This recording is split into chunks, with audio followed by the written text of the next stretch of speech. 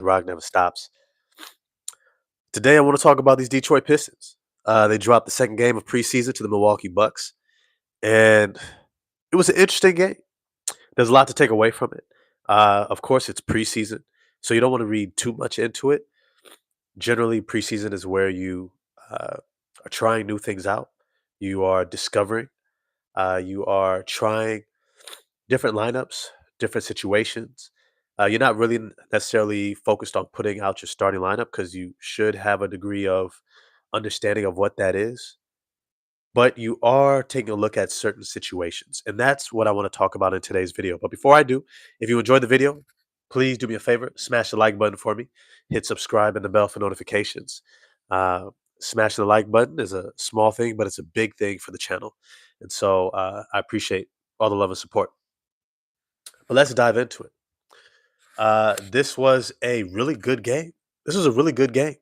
I think the Milwaukee Bucks officially put the Detroit Pistons on notice that this division will not be a cakewalk. This division will not be a cakewalk.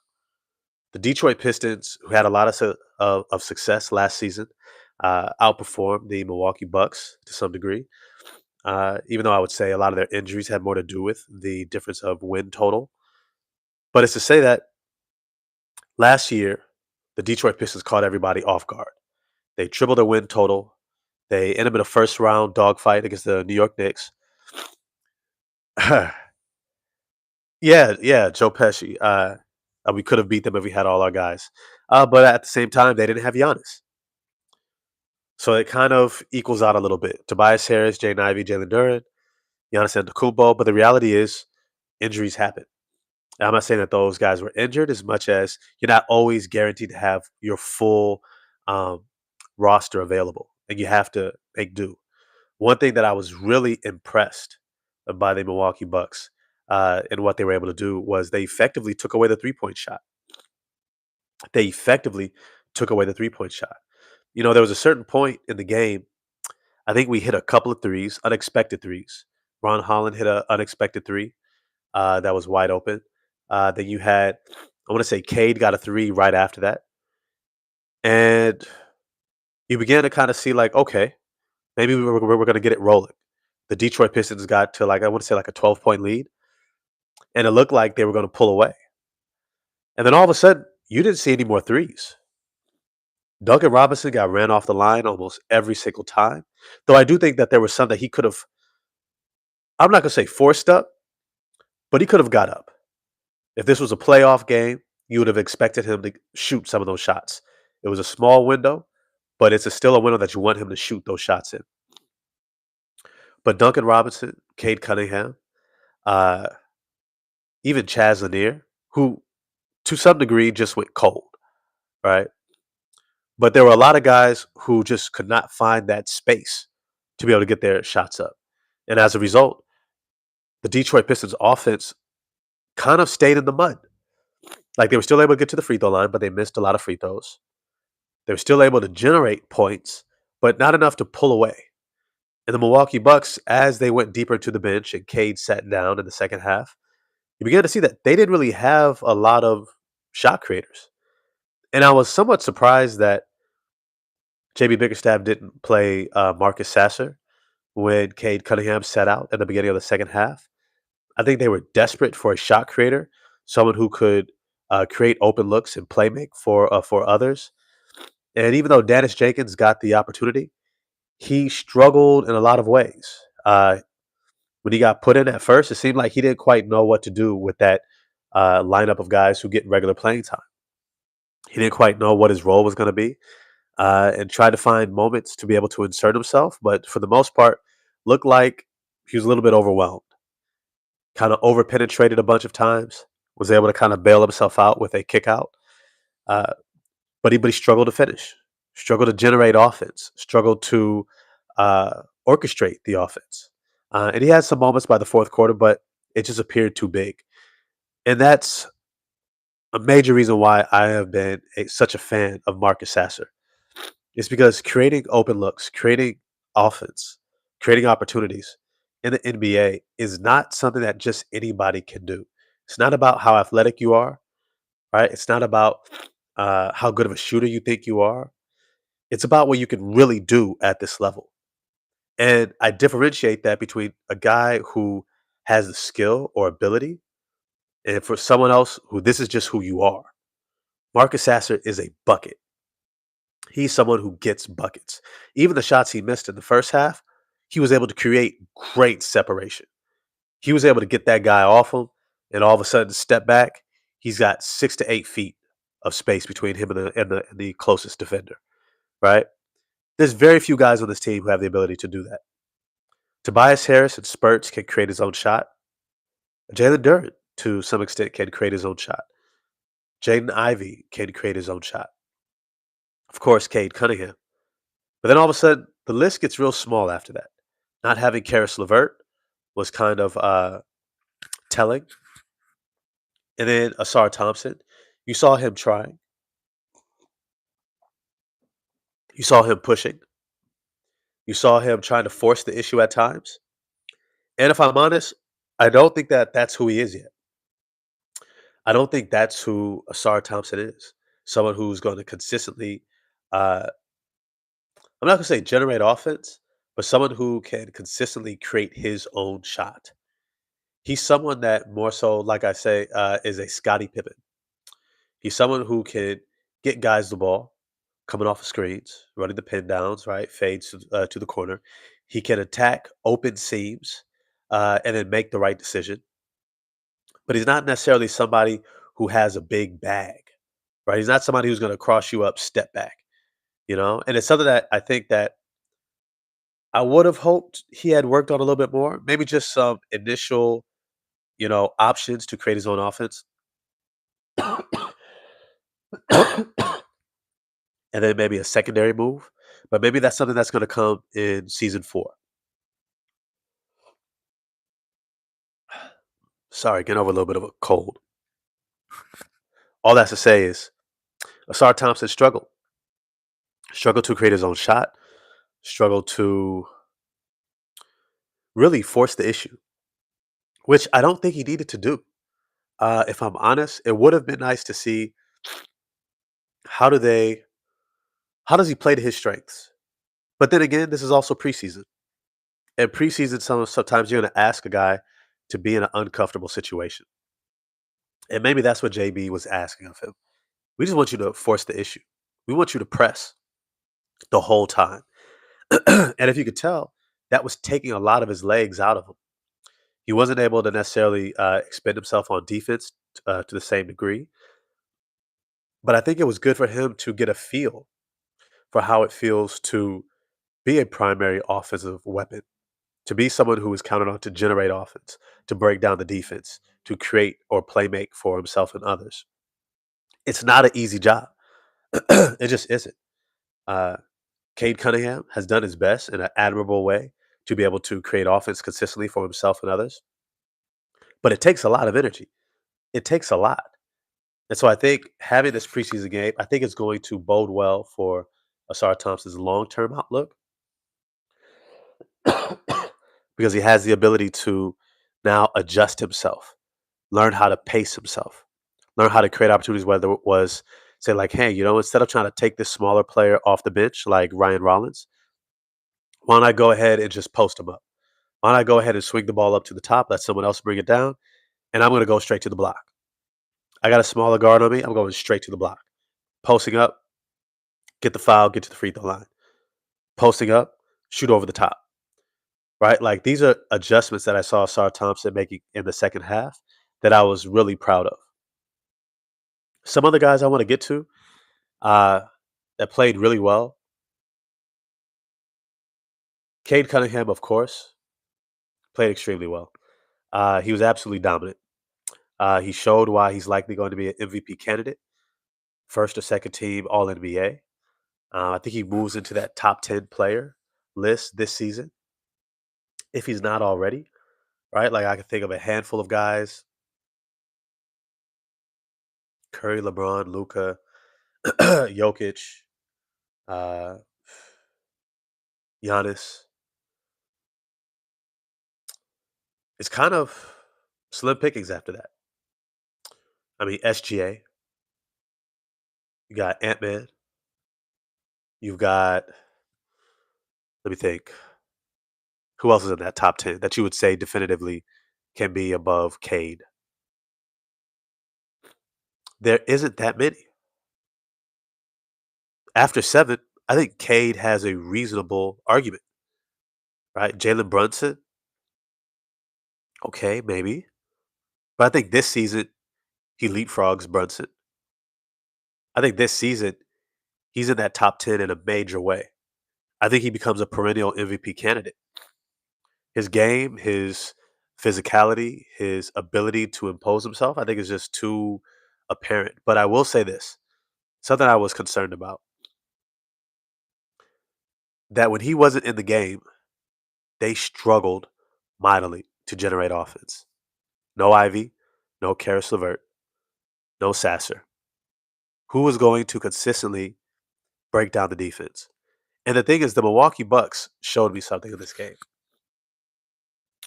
They showed me that they have the ability to turn up on defense.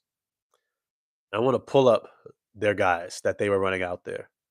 They had an extremely athletic, long set of forwards and perimeter defenders that I believe are going to challenge us a lot to be able to generate offense. They're going to challenge the league. We looked at Miles Turner, Bobby Portis. They were able to get in on the interior defense, right? Turning away Big Stu, turning away Cade. But then you saw guys like Kevin Porter Jr. be able to generate offense consistently. Gary Trent Jr. knock down shots, and AJ Green knocked down plenty of shots. But then you also had guys like Ryan Rollins, Gary Trent, Gary Harris, Torian Prince, AJ Green, Amir Coffey, Andre Jackson. Right, these guys all played tremendous defense on that perimeter. They closed out as good as you could have ever hoped any perimeter defense could. And as a result, the Detroit Pistons were not able to really generate enough threes. We know the NBA has become a three-point shooting league. Now it's returning a little bit more to the interior scoring with centers. But at the same time, if you're going to really get to that mark that you're looking for, you have to generate threes. And without Cade, they struggled incredibly to do so. So that's something to keep a lookout for. How do they consistently generate offense, especially with guys like Ivy, Sasser, Levert, not in there alongside of Cade? Excuse me.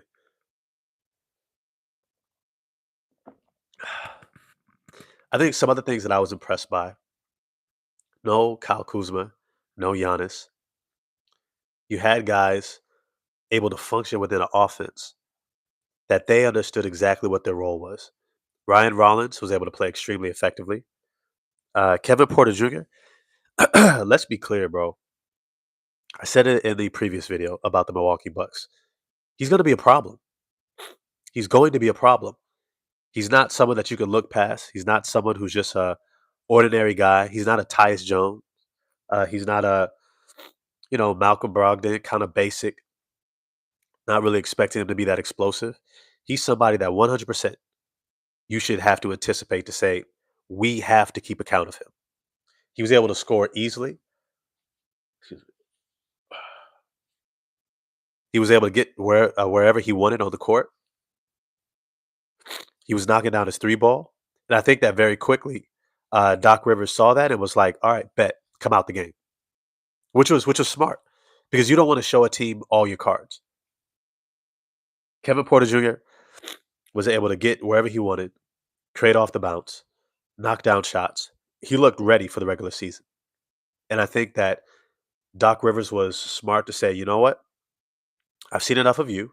I want to see what Cole Anthony and Ryan Rollins have on extended minutes, especially going up against uh, Asar Thompson, Dennis Jenkins, Marcus Sasser. I do think, though, that Marcus Sasser should have gotten more minutes. But I also think that he might have been showing the other team too much. Like if Marcus Sasser is really all the things that we're hearing out of training camp, being more vocal, being more confident as a floor general, um, not your Chris Paul floor general, but more of your Chauncey Billups floor general, which more and more feels like a really good comparison. somebody who can be a big shot maker, someone who can create offense for himself and others, someone who can lead and see the floor. I think that he's going to be someone that we could throw out there as a six man to be able to just generate offense, whether it's making the pass or making the shot. He's going to be able to do that. And so, kind of happy we didn't have him out there, but at the same time, it would have been nice to see. Would have been nice to see him kind of run that second unit, though. I also feel like he already showed that in the first game. I'm curious, who else do you all feel stood out to you? Uh, Gary Trent Jr. looked really good for them. Miles Turner, you know, didn't necessarily have a large imprint on this game. I was impressed with Isaiah Stewart. I thought Big Stu did what he consistently does: challenges at the rim, rebounds the ball well. He knocked down threes. Uh, though he does need to focus on, I'm not even saying he needs to focus on anything. I think he played extremely well. I think he played extremely well, and I'm telling you this much: if his three ball is a consistent part of his game, if he can be relied upon to knock down 33, 34% of his threes, right? Shooting on a volume of six threes a game, right? 5 to 6 threes, which may seem like a lot, but considering that he splits minutes with Jalen Duren, it's actually not a lot.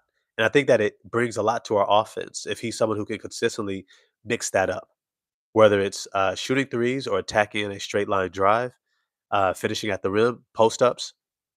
I think he could be a problem. I do think that sometimes he lays it up a little bit too light. I think he missed a couple layups, a couple bunnies, trying to just lay the ball in instead of dunking it. But I would say, for the most part, I was impressed with Isaiah Stewart. I thought he did a great job. Some other guys, Chaz Lanier, I was a little bit disappointed. Chaz Lanier missed a lot of wide open threes, like wide open threes. Uh, and it speaks to just how prepared you have to be in the NBA. You know, when Duncan Robinson is struggling to find a shot, he was turning the ball over. He was unable to get to the rim and finish. AJ Green seemed to have his number defensively. I would say that we needed Chaz Lanier to be able to come in the game and knock down shots, and he just absolutely wasn't. I think he might have ended like 1 of 7 or something like that. Let me pull up the stats here. Let's see, Detroit Pistons versus Milwaukee Bucks. Pull up the stat line. Yeah, I think I want to say Chaz Lanier shot about 1 for 7, which is really kind of. Oh, he shot 2 for 7 from three. But it was really, if I'm honest with you, kind of disappointing because he's somebody that I would have expected to just get going, especially when you're not asking him to do much more, right? He wasn't exactly attacking the rim. And then even when he did try to, he didn't necessarily look like he had that in his game yet. I think he's somebody that we could see. I don't know if he starts off in the G League because I think there is a place for him in this active roster. But he is someone that I think there's going to come a point where he really finds his rhythm and his flow, and then those shots are going to be knocked down with regularity. But bringing him in as a fifth year senior, he's somebody I think that we expect to come in ready to go. And so that was kind of shocking that he missed all those threes, especially considering how open they were. With that, anyone else that you were impressed by before I hop off? Um, Javante Green was solid. He was solid, though I think Chris Livingston was able to out Javante Green him. Be this athletic, physical guard who could finish on the interior, maybe knock down a couple threes, get to the rim, get to the free throw line, get out in transition. I think going up against Chris Livingston, he just got outplayed by somebody who plays that role even better and is a little bit bigger. And so he kind of got neutralized in the second half to an extent. Paul Reed, as always, very effective. I was impressed with Bobby Clintman. And it's weird. Like there's times Bobby Clintman is impressive and then unimpressive. Like he doesn't do certain things that you would want to see him do, but then he comes out of nowhere and does some things that you didn't expect him to do. Right? A tip dunk, offensive rebound, uh, knocking down some threes, some really contested threes on the move. He really feels like a Cam Johnson type of player. And I think that there's going to be a space for him. And he continues to look like a 4-3 type of a guy. Like he's in a forward body, but he plays like a three. Kind of plays like a Duncan Robinson at 6'10, but can give you the rebounding. Right. And I think that the more I watch him from Summer League to preseason now, the more I'm kind of impressed. If I'm honest with you, I would like to see him start. I would like to see him start. Now, Ron Holland got the start today. Uh, Ended up going 3 of 6, one for 3 from the 3-point line. Only 1 rebound. 3 assists, though, but only 1 rebound. I would like to see Bobby Clement get that start. Asar Thompson continue to play the point, and then Bobby Clement is someone who could spread the floor because I think that that was something that kind of was missing. Duncan Robinson was not able to provide that, and I think that we thought he would be able to as he started as well. But as I look at this team and this roster, I think I would rather have Bobby Clement start in replacement of Tobias Harris, and then Ron Holland come off the bench. I like Ron Holland's energy off the bench, but I love Bobby Clement's ability to just fit seamlessly. Like he's almost the type of guy who you just put out there and you look up and he's got 12 points, right? You look up the end of the game, 14 points, good efficiency, space the floor, right? Like he can almost do that Simone Fontecchio with better defense and better rebounding, and he's more athletic. And so when I watch him, when I watch Bobby Clement, I think, oh, excuse me, that there's more I want to see from him. Period. And so hopefully in the next coming preseason games, we get an opportunity to see that. I would like to see also what would it look like for Sar Thompson to continue to play that point guard role. I think he unlocked Cade Cunningham to a large degree, where Cade was free to just be in score mode, and Cade Cunningham looked absolutely dominant. It's something that I noticed not just last season, but also when Jaden Ivey took on more ball handling, or just when someone else took on more ball handling responsibilities. Cade was an absolute problem from the get. It wasn't as hard to get him going. He was able to get into his shot, get to his spots almost immediately. And if you see the major adjustment from Cunningham that I said I wanted to see was just a more refined game. That sometimes when he gets into his moves, I called it a shot package, right? Like knowing the moves you're trying to get to be able to create shots.